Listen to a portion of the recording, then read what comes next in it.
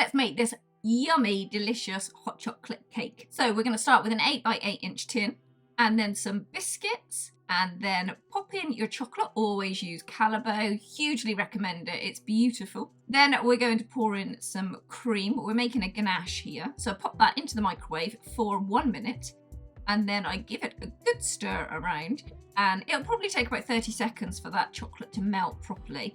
So this is what it looks like about 30 seconds later, and it's still got a few lumps, so I'll pop it back into the microwave there for about 15 to 20 more seconds, and it's perfect. Pop that biscuit straight in through the top, give it a stir. Biscuits are optional, obviously. If you're gluten-free, make sure you do them gluten-free. Pop this into the tin and just give it a little smush over the top. Give that a bang, bang, bang, level it out, and then pop it into the fridge. If you don't have a second tin, you're gonna have to wait until the ganache sets. To move on to the next part, let's make the cake. In goes all of my dry ingredients there, apart from the cocoa powder. We don't put that in yet. Give those a really good mix up so the raisin agents go all the way through. Then the cocoa powder goes into another bowl, and yeah, I kind of spilt it a little bit. Over with some boiling water. Boiling so it brings out that yummy, yummy flavour of the chocolate, just enhances it there slightly. It will be all crumply.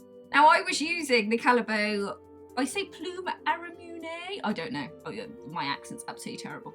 Right, over the top of that, we're going to put in then the butter, the oil, the yogurt, and then the eggs afterwards, because it would have all cooled down a little bit. So give those a stab. You can do this on the mixer, but I'm just doing it by hand.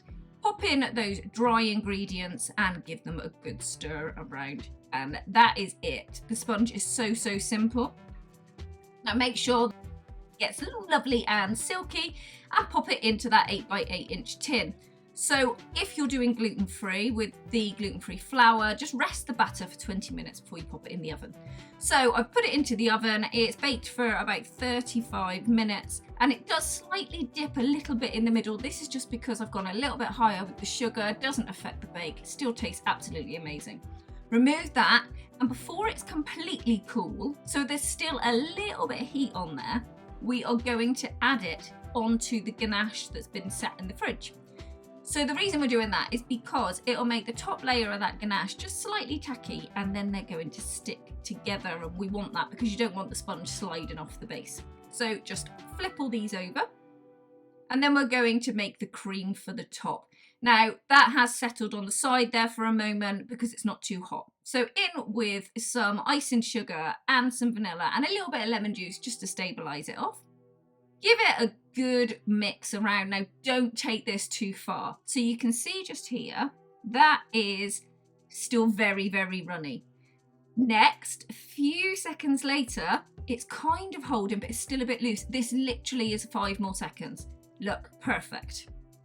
Pop it into the fridge, and then we're gonna flip all this over, take the base off of that ganache. Now it should be kind of stuck to the sponge. Flip it back over again. There's a lot of flipping backwards and forwards on this, but we don't want to ruin it.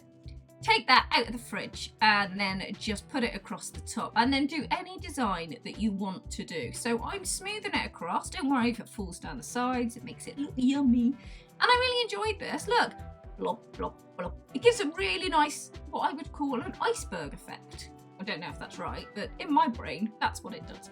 So take some more of that chocolate, and we're going to melt it and just drizzle. Have fun with it. Chuck over some marshmallows, because what's a hot chocolate without marshmallows? So keep going. Then we'll give it a dust with some actual hot chocolate powder, just for that extra little bit. And then some more chocolate across the top. Why not? It's deluxe. Right, let's cut into this. Now obviously I'm gluten-free, so this one is gluten-free. Look at that. Look at the layers in it. It's absolutely gorgeous. And I am going to say, my daughter told me that this is the nicest cake I have ever made. So see what you think. Really hope you enjoy it.